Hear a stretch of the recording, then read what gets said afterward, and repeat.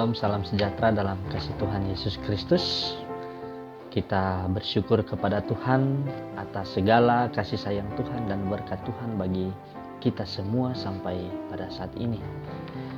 Walaupun di tengah-tengah pandemi yang sedang terjadi, virus corona yang sedang menyerang dunia ini, namun kita percaya kepada Tuhan karena Tuhan masih mengontrol dunia ini. Ada banyak sekali orang yang bertanya, mengapa Tuhan mengizinkan semua ini terjadi? Mengapa Tuhan mengizinkan ada virus corona?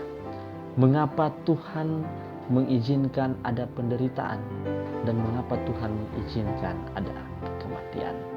Jawaban sederhana yang boleh kita dapatkan di dalam firman Tuhan. Kenapa Tuhan mengizinkan ini? Ini karena akibat daripada dosa kita semua.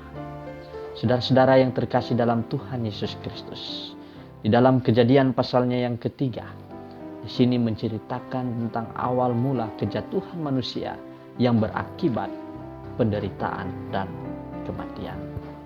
Namun kita bersyukur kepada Tuhan karena begitu besar kasih Tuhan dalam kehidupan kita manusia, kita memiliki pengharapan.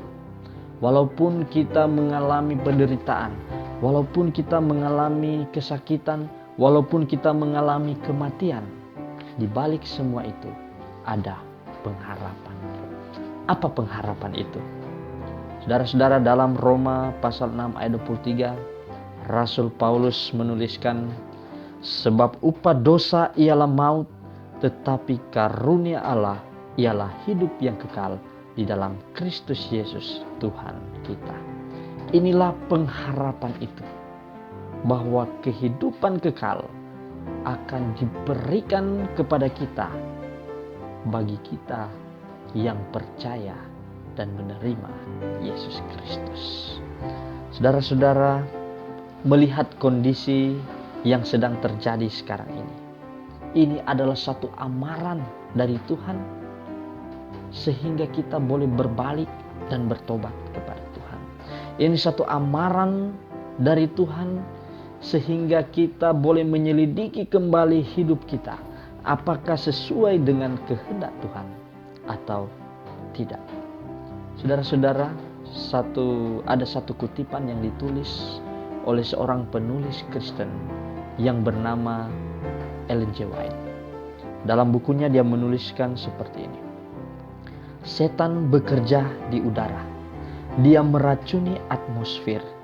Sehingga disinilah kita bergantung kepada Allah demi hidup kita. Yakni kehidupan kita yang sekarang maupun yang akan datang.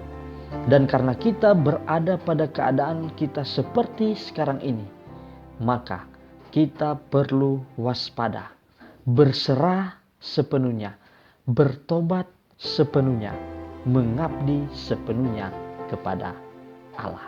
Ada 4 poin penting dalam kutipan ini yang boleh kita belajar.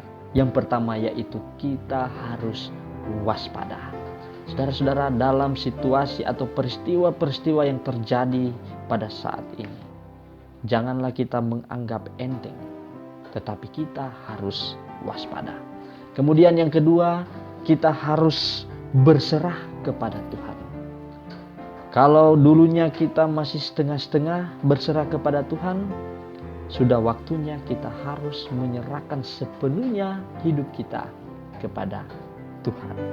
Yang ketiga, kita harus bertobat kepada Tuhan.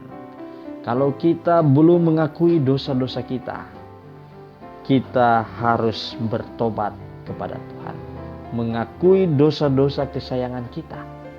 Dan yang keempat, kita harus mengabdi atau setia kepada Tuhan. Inilah keempat hal yang harus kita ikuti sehingga Tuhan akan melindungi hidup kita. Saudara-saudara, ada satu janji Tuhan di dalam Ulangan pasal 31 ayat 8. Sebab Tuhan sendiri akan berjalan di depanmu. Dia sendiri akan menyertai engkau. Dia tidak akan membiarkan engkau dan tidak akan meninggalkan engkau. Janganlah takut dan janganlah patah hati. Satu berkat dan janji Tuhan bahwa ketika kita bergantung sepenuhnya kepada Tuhan, ketika kita setia kepada Tuhan, Tuhan akan berjalan di depan kita. Tuhan tidak akan membiarkan kita. Tuhan tidak akan meninggalkan kita. Janganlah takut dan janganlah patah hati. Kiranya perenungan ini akan menjadi berkat bagi kita untuk tetap mengandalkan Tuhan, berserah sepenuhnya kepada Tuhan, dan Tuhan akan memberkati kita semua. Adalah doa dan harapan saya. Amin.